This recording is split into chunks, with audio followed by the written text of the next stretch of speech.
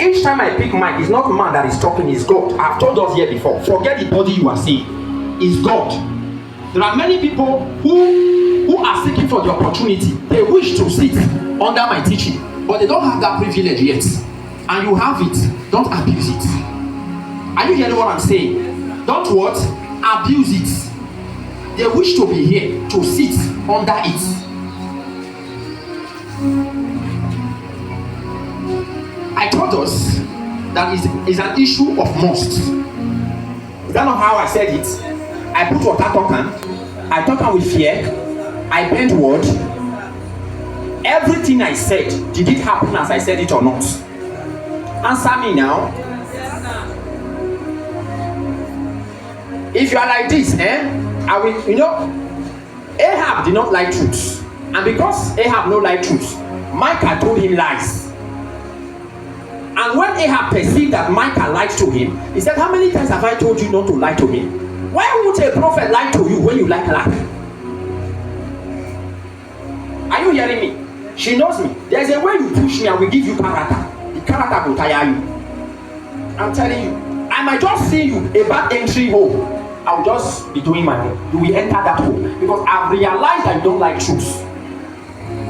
I'm that kind of person. I'm the most sincere person you will see in this world. I will tell you the way it is. I don't go argue, I don't go remove. But if I realize you hate the truth, it's a prophetic strategy. We'll be forced to tell you what you want to hear. And when something happens, at the end, we will tell you that this is what you wanted to hear, and that's why we told you. Now, lie, when Ahab lied, now God take care. He had to put a lying spirit in the mouth of his prophet to tell him lie, and he went to battle and died. When you see a sincere man of God, value it. When you see a man of God that will look at the future and see the danger and see red light and come and tell you I'm seeing red lights, value it. Because with that man of God, you can never be taken unaware. Are you hearing me? You can what? Never be taken unaware. Someone that will look and see danger and tell you danger.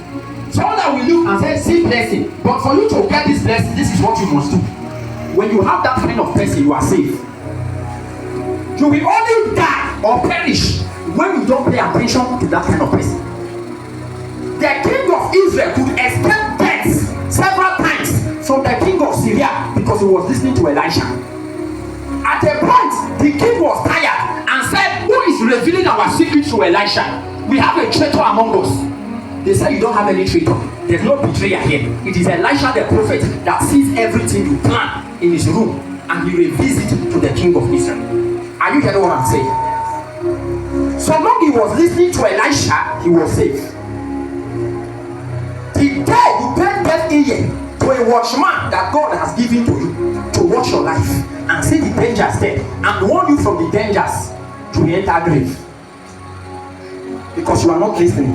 If you see me talking, you see me always going to past before I teach present things. Because I'm a seasonal teacher. I do episodic sermon. Why? Because I understand the world we are is a seasonal world. Anything you see is a film. Now what if they don't edit finish for spirits? They don't write them. They don't act them. They insert it and start playing. That's why sometimes when I want to tell us vision, I will tell you I'm seeing it like television. Something they inserted, say, now what do you want to happen now with this one? So I teach from what I speak to help you understand what is happening so that you'll be able to escape the dangers that are involved. You have read your Bible and you heard of perilous time. The Bible said perilous time will come. The word perilous means dangerous time. When you say peril, it means danger. That is the time and season we are. So if any prophet is announcing peace, announcing good news to you, he's a deceiver.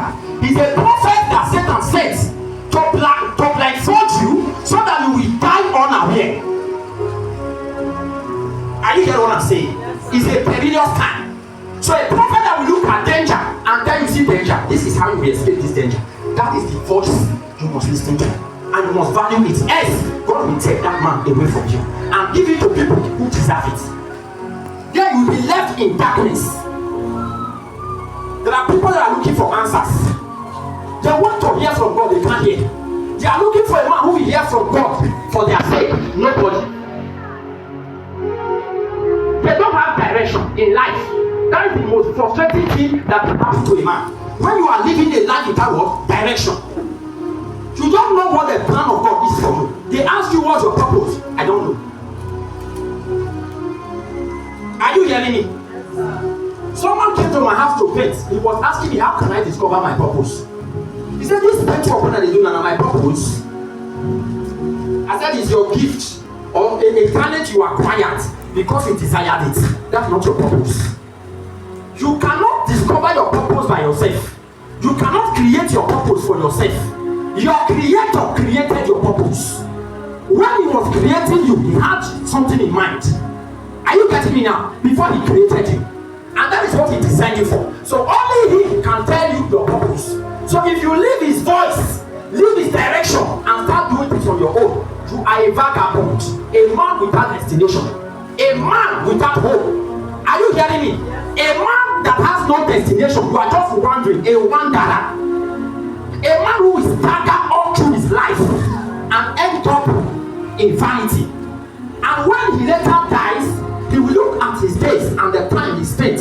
He can't even give account of what he did in life because he lived his life without purpose. He was not driven by purpose. There was no direction. There was no mission. Are you hearing me?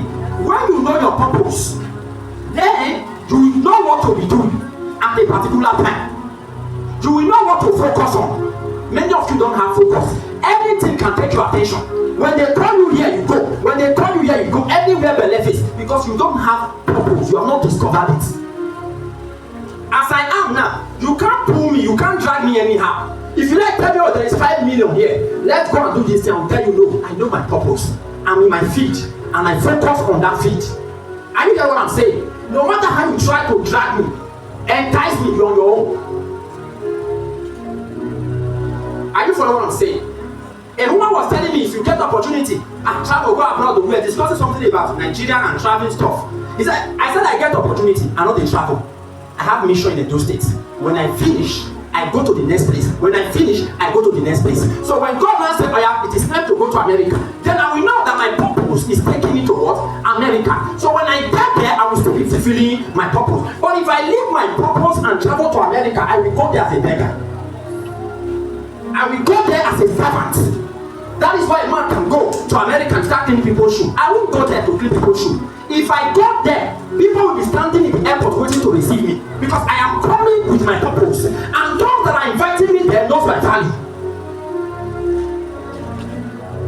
Are you hearing what I'm saying? A man with purpose is a president anywhere he goes. That is why Joseph, everywhere he went, he was relevant. In his father's house, his purpose made him outstanding. When they took him to Potiphar's house, his purpose made him outstanding. When he entered prison, his purpose made him outstanding. It was his purpose that gave him the connection that took him to Pharaoh, the interpreted dream. So if God has told you to interpret dream, be interpreting dream. Please follow. If God has told you to preach well, study all the books you need, focus on all that you need. That purpose is what will pay you tomorrow. There were times in my life that I have nothing at all, not everywhere blocked that. But I had a purpose. Trials came, temptation came to drag me from my purpose. Are you hearing me? Opportunities came to drag me from my purpose. Some come as counsel, some come as advice, some come as insults, some come as criticism. Different kind of things trying to push me away from my purpose. I remained there. I didn't change. You heard him say something that day here, that at some point he tested me to know the kind of person I am, and he realized that whatever I believe, whatever I stand for is what I stand for. I don't change. Today my purpose is helping me, but there are people who were doing another thing different from their purpose, and they were introducing those things to me because they were seeing money those days. Today they are begging. Your purpose may not speak today, but if you remain in that purpose, you will grow that purpose to a point where that purpose will give you an everlasting blessing. Are you hearing what I'm saying? An everlasting what? Blessing. But anything you do outside your purpose is temporal. It's temporal. You can enter hairdressing business because hairdressing business is moving, listing.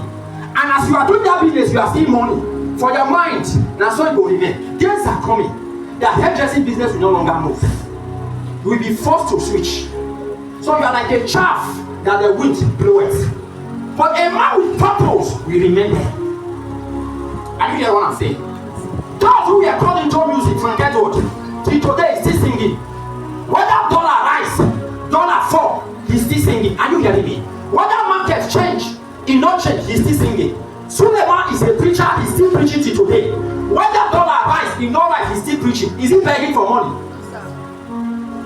That's purpose. People who remain in their calling and stay there, whether it's good or bad, there were a time that he was eating what you call soup in Eastern language. Sacrifice. He picked it from the street to eat because there was nothing. He trekked from Auchi to Ore. Money no day, but today, is it not dashing people money? Purpose. When you leave your purpose, your area of calling, and enter another thing, and say that this one they move now, you know, say that one they move now, tomorrow it will fall. Listen to me, I won't have time to teach business that will soon fall. There are business in the book of Revelation, prophecy holds that this business will fall. But today, these business are trending. They are trending, and people are entering. Some are coming to do apprentice. Everybody inside that same business, but in the nearest future, that business will not move again. Because a dispensation of government is coming that will destroy the spirit that prompted the rising of that business. And when that business collapses, every man that indulged in such business will be starving. So from today, I'm seeing people who are jobless, who think they are working. When they wake up in the morning, they say, I'm going to work. I look at them, I smile, I say, you get work. This work when we soon feed.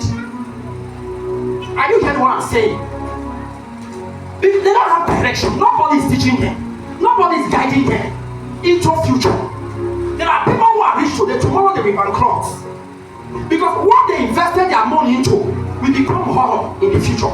When truth comes and the eyes of men are opened, they see the reality about these things that they are putting money. They will abandon them. They will look for salvation. They will look for life. And those who invested their money in those things will be bankrupted. Because they didn't see future while they were investing. They were investing because of the trending of the present.